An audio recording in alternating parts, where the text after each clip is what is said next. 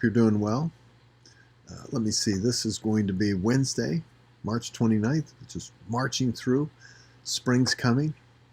Time for me to get my vegetables planted, beginning here in May. Looking forward to that time. We've got Easter coming soon. Doing a series on Sundays on the word mystery, that as it's used in the New Testament. It's used quite often. Just my glasses. And it does speak of many interesting things that God has kept hidden, but now is revealing very specific aspects of his plan revealed to us individually and as the church. So we'll be going through that. One of the elements that we'll be speaking of this weekend will be a very special aspect of God's plan as it's directed towards us.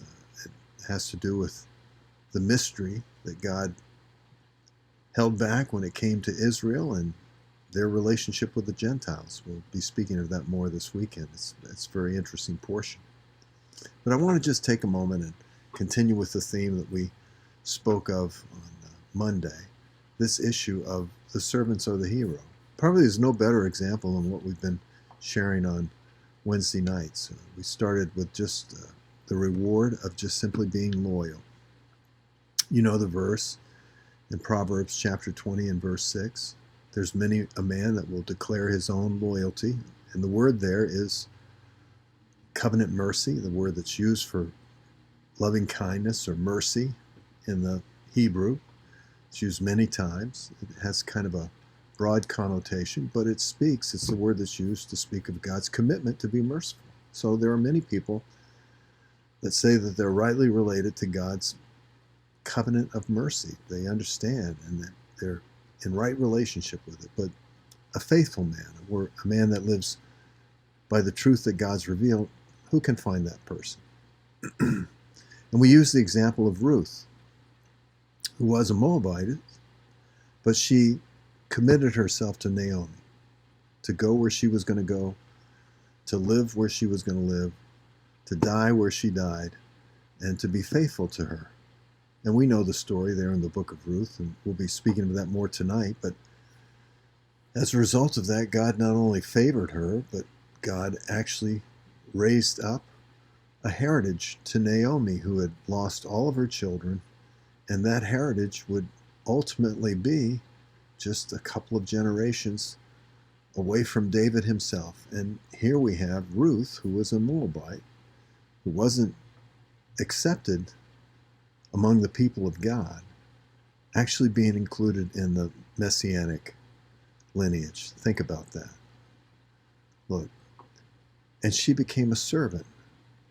She just served Naomi, just went out in the fields, and she just gleaned in the fields, and she was just faithful to her. And when Naomi in chapter 3 told her to go and wait until late at night, don't want people seeing it, but you go and you lay at his feet. You dress and you lay at his feet. It's a very interesting scenario, though, and you get up early. Boaz said, get up early. We don't want anybody to see this because it doesn't look good. But she honored. It wasn't sexual, but it just didn't have a good appearance. It's very interesting. But she honored her mother-in-law, and as a result of that, she was included in the heritage, the very lineage of Jesus Christ. Crazy. The servants are the heroes. They always will be the heroes.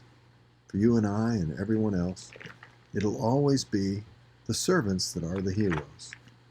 We'll be the ones that God, if we choose to just simply live in the heartbeat of Jesus Christ and serve others as he's commissioned us to do, the very mind of Jesus Christ that became a servant, became obedient, Philippians chapter 2 and verse 5 and on through 9, that will be actually our reward, that there'll be a special blessing. And even more than that, as we'll see later on, we'll be delivered from all of the curses that have been so much a part of our not only environment, but our upbringing.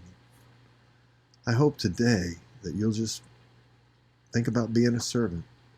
Didn't Jesus say, I think it's in Matthew chapter 22 and verse 36, the greatest among you will become the servant of all.